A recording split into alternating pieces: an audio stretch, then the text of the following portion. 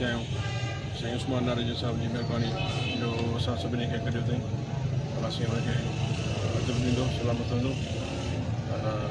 असीं साईं लियाकत साईं हे जीअं त अदाब ॿुधायो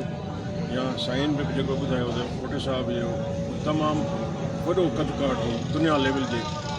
लीडरनि जे हिसाब सां उन ते ॻाल्हाइण या असां जेके बि आहियूं उन ते ॻाल्हाइण ईअं सम्झो त हिकिड़े समुंड खे हिकिड़े क्रूज़े में बंदि करण जे बराबरि आहे उन हिसाब सां ऐं भुटे साहिब जूं वॾियूं जेके आहिनि पाकिस्तान जे हिसाब सां पाकिस्तान जे अवाम लाइ तमामु वॾियूं जेके ख़िदमतूं आहिनि जेके असीं विसारे कोन था सघूं उन जा वॾा वॾा कम थियल आहिनि हिते जीअं एटमी प्लान एटमी ताक़त जेका कई उन बुनियाद ते विधो वियो ऐं उन खां सवाइ हिते पाकिस्तान में वॾे में वॾी जेका स्टील मिल जेकी ठही एशिया में वॾी वॾी स्टील मिल हुई उहा हिते भुटे साहिब जे क़यादत में हिते लॻी उहा ॿी ॻाल्हि आहे जो भुटे साहिब खां बाद में जेके ॿिया सियासतदान आया जेको सिस्टम आयो उहो उन हिसाब सां पोइ ते वई पर इहा बि असांखे सिंध खे हिकिड़ी सुठी मिलियल रही उन हिसाब सां ऐं तमामु घणियूं ॻाल्हियूं आहिनि जेके भुटे साहिब ते ॻाल्हाए सघजनि थियूं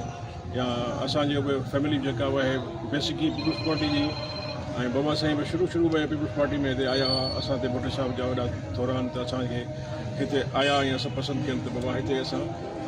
बाबा साईं सईद इरशाद मोहम्मद शाह जे वटि जॻह ते रहिया ऐं हुते जेको आहे स्टे कयो उन खां पोइ डिस्ट्रिक्ट खैरपुर जो दौरो कयो ऐं तमामु वॾी शख़्सियत आहे तमामु दुनिया लेवल जी वॾी शख़्सियत आहे सो हाणे मुंहिंजो ख़्यालु आहे त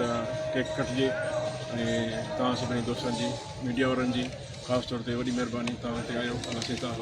खां ख़ुशि